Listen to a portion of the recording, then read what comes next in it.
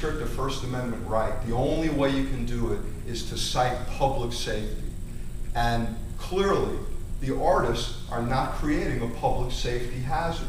There's not a single example that the city's ever pointed to of anybody being injured by a street artist. Nothing, not even one. And you can be sure if there was, they'd be promoting that incident very widely. The DOT made a presentation here tonight about the pedestrian wall. One thing they didn't bother to mention to you is that the plan for that pedestrian wall, just like the one that's in Times Square, includes vending concessions. The Times Square bid is already putting out requests for bids to put 18 to 30 vending concessions in that pedestrian wall in Times Square. And the irony of it is that the Times Square bid is the single most anti-vending organization in New York City. They're so anti-vending, they spent tens of millions of dollars to build their own criminal court on 54th Street, where I and other artists have been defendants many times. That's a criminal court, privatized, paid for by a bid, run by a business improvement district, doing criminal cases. Sounds like it's science fiction, but if you go to that court on 54th Street, you'll see it yourself. And I guarantee you that once they have this pedestrian wall there, after they get through pretending it was about traffic, you're going to see the bid, not the city, not the Parks Department, the Union Square bid is going to be putting vending concessions right there in that pedestrian wall. A lot of people talked, I'm not going to take up any more of your time other than to say this. Street artists are just like the canary in the coal mine. We're people that exercise our First Amendment rights every single day. I've been selling my art on the street for 48 years. In that time, I think you'd have to agree, I've done a lot of First Amendment exercising. When you see us being eliminated from a public space, the real threat that you have to keep in mind is this.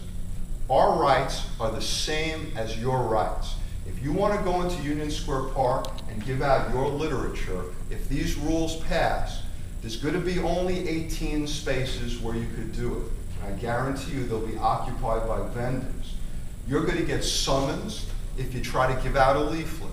You're going to be arrested if you refuse to give out leaflets. And we've seen many incidents in Central Park and other parks where single individuals without even a table have been summoned just for handing out a leaflet. So this First Amendment issue is not about vending. Park Commissioner will never call us artists. The mayor, by the way, while we were having our demonstration, 500 real artists demonstrated outside the hearing on these proposed rules. While they were doing this, Mayor Bloomberg, a guy that really knows about art, and he certainly knows about street artists because I've discussed it with him many times, went on his own WABC radio show, and this is what he said. This issue is about hot dog vendors who think they're protected by the First Amendment. I guarantee you Mike Bloomberg is not so stupid that he thinks we're hot dog vendors. We're artists. We're the people that are most actively using our First Amendment rights. We're very grateful to this organization for the support you've shown us. Thank you very much. We'll have questions, but I just want to remind everyone, for everyone who's a member, right after this meeting, we're going to have a quick get-together. We're going to have some elections. So if you're a member, be part of, we're going to have elections for the new board of directors for the next year. Any questions about the art? Yes? Personally, I'm extremely supportive of the First Amendment rights of artists, and I also agree that I go through Union Square, the art area of it, all the time, and I haven't seen any real public safety issue. But one thing that I'd really like to understand better is, in my opinion, selling a magnet, refrigerator magnet with John Lennon's picture on it is not really art.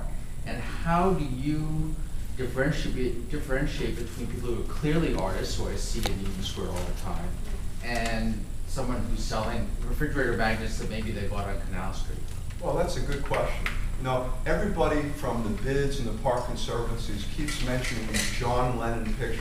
It was very interesting. Henry Stern, the previous park commissioner, went on at great length, and quite amusingly so, at the hearing, talking about art vendors selling John Lennon's picture. I went on the Central Park Conservancy website the next day. You know what I found? The Central Park Conservancy is selling John Lennon memorabilia from their own little outlets. So when you think about this issue, don't be distracted by this John Lennon red herring. As far as what can be sold in a park or on the street under the First Amendment, thank God I'm not the one that gets to decide it. Neither is Mike Bloomberg, neither is Adrian Benepe.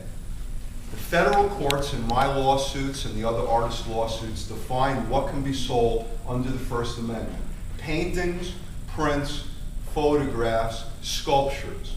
The Department of Consumer Affairs later expanded it to CDs and DVDs. I'm also a filmmaker, so if you make your own documentary, you can take it right out in Union Square Park with DVDs, put it on a table, and you can sell it. Refrigerator magnets are not allowed to be sold. The Parks Department lets all kinds of people selling non-First Amendment protected material sell in the parks. The reason they're doing it is not that they can't tell the difference between somebody selling a necklace and a painting.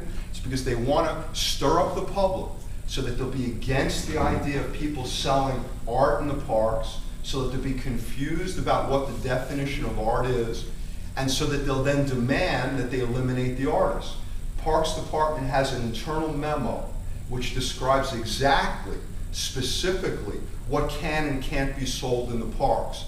Department of Consumer Affairs, the NYPD have similar memos, very explicit.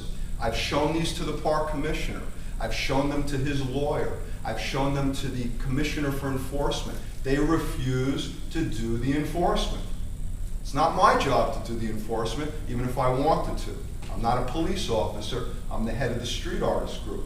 So what's your question? The real answer, the person you need to direct that to is Adrian Benepe. Ask him why he's not enforcing the existing rules. And by the way, the other premise for these rules is, according to the commissioner, there's nothing they can do about people selling in the park. He says we could sell anywhere we want. Completely untrue. We're subject to 60 pages of very restrictive rules about the size of our display, where we can put it. If I put my art display in front of the subway entrance in Union Square Park, I can be arrested. If I block your access to a bench, I can be summoned. If I refuse to move my stand, I can be arrested.